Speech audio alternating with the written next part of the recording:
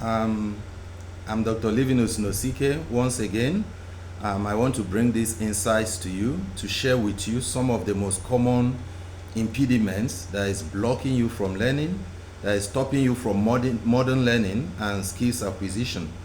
The first one is this concept that all training must be physical. You have to know that modern workspace is hybrid. Most companies are offering opportunities for staff, for personnel to work from home or to work partly from home, partly from the office. And even while you are in the office, you are collaborating with a lot of people using team, using virtual spaces.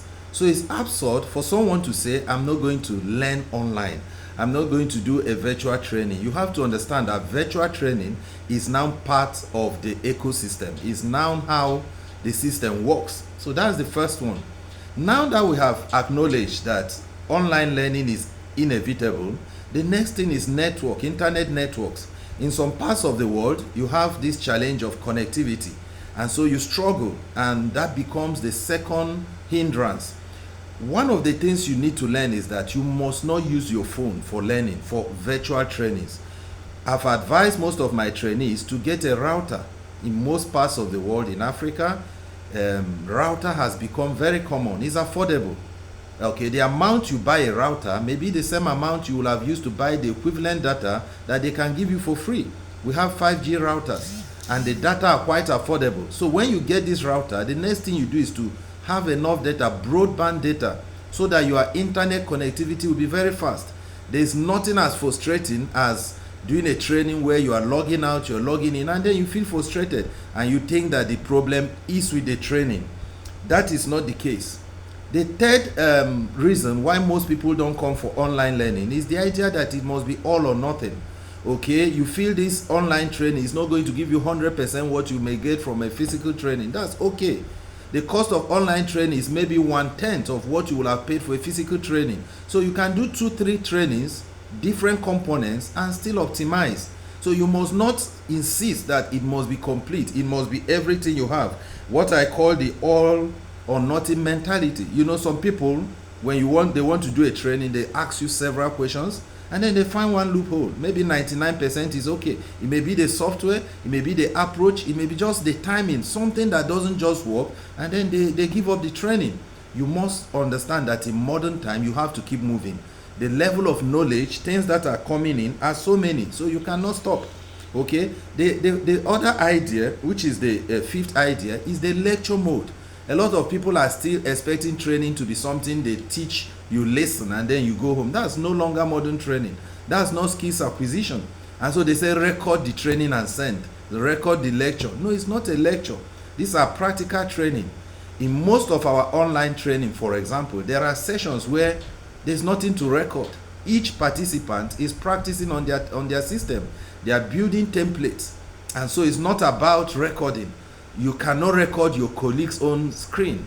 You're working online, you are sharing screen, you can connect to my screen, make some plots, I can connect to your screen, colleagues are talking together. That's the modern training. So it's interactive, it's practical, and it's a working space.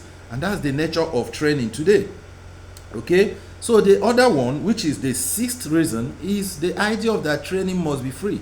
So because there are a lot of free trainings online, you feel that okay, every training must be free. But as I've highlighted in some previous videos, you have to know that most free trainings don't have the resources. Most free trainings, there's no commitment. All kind of people will join and you'll be distracted. So you have to just pay that minimum. Okay, that is a sign of commitment on both sides, and that's a good advice, because if you are not paying, probably there's a catch. Probably you are not getting a strong training with certification that is worth your time. So you don't need to waste your time. Okay, the seventh one is that you need to get used to the basic tools such as Zoom, such as TeamSpace, places where you share files, places where you integrate a lot of software, you work virtually. Okay, so you have to get used to these tools. If you are not used to some of these tools, it may just take you a few minutes to get used to. You have to download them, practice them. It's a one time. It's something you do one time, and after that you are okay. Okay, and as you get this, this eighth one is that you should not avoid these initial challenges. The first time you start some of this online training, you are going to find out that they may be administrative, processes, some things to click, some things to register. I mean, don't avoid these initial challenges. Face them. And once you get used to them, once it has become a familiar process, it's going to be easy for you. Okay? And then the ninth reason is information overload. We live in a space where every minute something is coming in, a lot of data, WhatsApp, and they're just coming in, a lot of proposals, so many things on your head. And I advise you, your training, your foundation is very important. You have to sharpen the saw that you use to fell that tree, so that you can achieve a lot in a short time.